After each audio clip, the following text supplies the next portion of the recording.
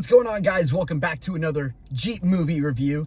It is Friday, April 28th. Yesterday, the 27th, I had the privilege of going to see an advanced screening of Guardians of the Galaxy Volume 3. So this is going to be my movie review. Guardians of the Galaxy Volume 3 is a emotional roller coaster. Best way to describe it for me. It is fantastic. I think it is the best MCU movie, and this is going to shock some people. It's the best MCU movie since Endgame. Yes, I know a lot of people will say No Way Home will be their favorite, but I think I liked this one a little bit better than No Way Home. Now, if we're going to rank it with the other two Guardians of the Galaxy movies, I am having a very, very hard time trying to figure out which one I liked more when it comes to the first one and this one. This one has so much emotion put into it. You literally feel every different emotion you can feel through this movie. It is just, it's heart-wrenching, it's funny as can be, it's exciting, exhilarating, and just everything in between. And you go from, it's almost a little exhausting at points, because like you're going from, you know, super happy, laughing, to wanting to punch High Evolutionary's lights out, and then to almost crying. I think I teared up at least once in this movie. It is just something that everybody will be able to relate to when it comes to differences, feeling like an outcast or anything like that. They touched a lot of good notes in this movie, and a lot of people are going to appreciate it, and it's definitely got James Gunn's stamp all over it. So the first one to me just was so good, and I wasn't expecting it to be so good. It's one of my favorite MCU movies across the board. And I think the fact that I didn't know much about the Guardians before that. I read comic books, you know, growing up, and I'm a comic book fan. I've always liked this kind of stuff, but I was never really into the Guardians of the Galaxy, to be completely honest with you. And then when I went into the first one, I didn't know what I was going to get.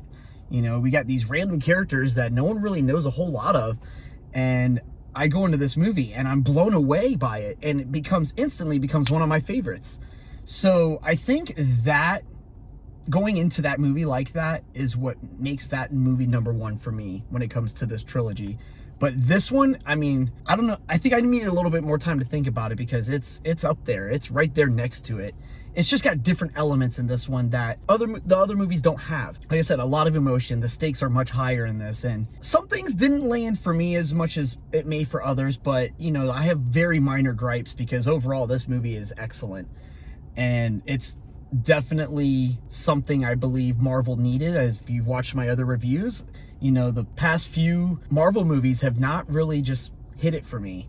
And yeah, I'm excited for it. I go into these movies because I think, you know, I want to escape reality for a little bit. So I'm going to think all of them are fun to an extent, but this is the most serious. It's very dark, and I don't think it will be for younger kids, to be completely honest. There's some moments in there that it made me even think, if I'm going to take my kids, I know they'll be fine. They're older, but like for the younger ones, like that have seen like the first one and whatnot, this one's dark. It's got some elements in it that I'm like, oh, okay, gruesome. So just be careful for that if you're taking some really young kids. My kids are 8 and 10, and I think I'm okay taking them. So they do drop the first F-bomb, so just be mindful of that. That is the first F-bomb in the Marvel Cinematic Universe. Just be mindful of that. Any parents watching this, there is one F-bomb in there. Other language as well, as same as the other ones, but they do drop this one loud and clear. So just a heads up on that. Yeah, no, I really liked it. It's High Evolutionary is going to be the most hated MCU villain to date, in my opinion. More so than Thanos, because, you know, believe it or not, I think you can kind of relate to Thanos in a way. This guy's you instantly loathe him. Maybe not instantly, but there's a couple scenes where you're like, oh, okay, but then no. By the end of the movie, you want him dead. And So he is going, to me, he's the most hated MCU villain to date, but in a good way. He's fantastic. I mean, High Evolution, I forget the actor's name, but he is phenomenal in this. He made me hate him, and he does a lot of bad things in this movie, and some of them are hard to watch. There's some scenes in this movie that are hard to watch, especially, you know, if you're sensitive to animal cruelty. It's hard to watch. So again, just be mindful of that. There's 2 credit scenes, one in the middle, one at the end, so stay for those because they do kind of lay out what's coming or what could potentially happen later on. So yeah, I highly recommend it. It's definitely one you need to see in theaters. You know me, I will always say in my videos here, my reviews, that if you can wait to see it at home, go ahead and do it. No, I think this one deserves to be in theaters. It is one wild ride. And we got to see it in Dolby. I absolutely love Dolby. If I go see a movie, I go see it in Dolby.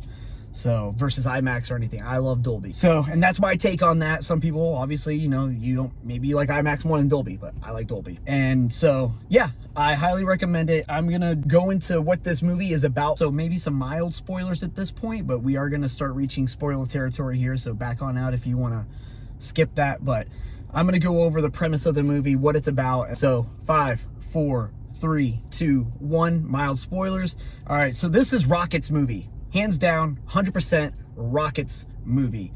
And you actually find out throughout this movie that the whole trilogy is pretty much revolved around Rocket. So we find out, at the beginning of the movie, we find out that Rocket is a product of High Evolutionary's schemes that he's running with, you know, trying to create something perfect.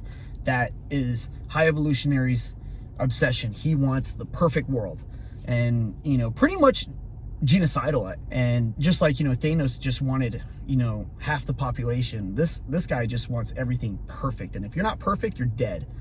So the movie starts off with Rocket Raccoon as a baby, High Evolutionary's hands reaching in to grab him, and then it flips on over to, there's a lot of flashbacks in this movie, but it flips on over to nowhere, where the Guardians of the Galaxy are, same place, you know, obviously that they were in on the Christmas special. And Star-Lord is dealing with his feelings of losing Gamora. He's an absolute drunk alcoholic.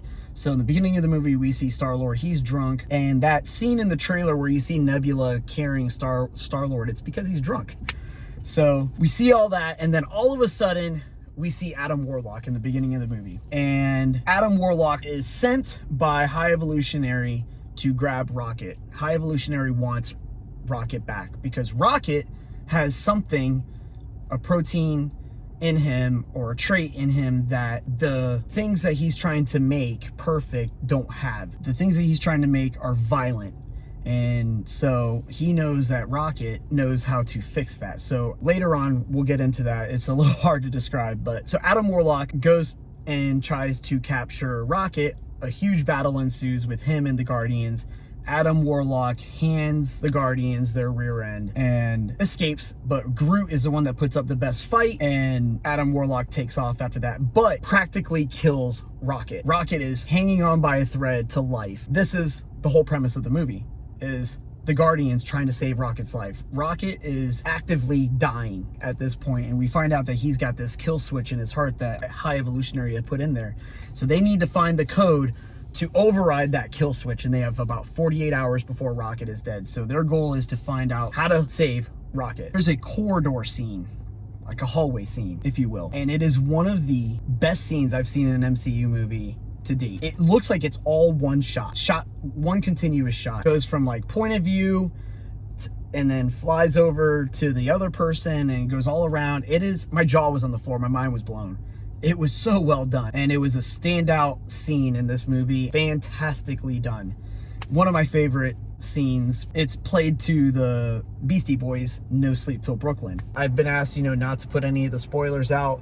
If I can get them out before the movie comes out, you know I will. I don't want to get in trouble with the studio and not be able to keep seeing these movies. So I appreciate you guys for watching. If you guys have any questions, I'll be sure to answer some of them if I'm able to, depending on what your question is, down in the comments. And you know, obviously I could talk about some things here and there, but I can't get too deep with some things. So, you know, put some questions in the comments and I will answer whatever I can. Obviously, if I don't get back to you, that's just something I can't answer. I hope you all have a great rest of your day. Until next time.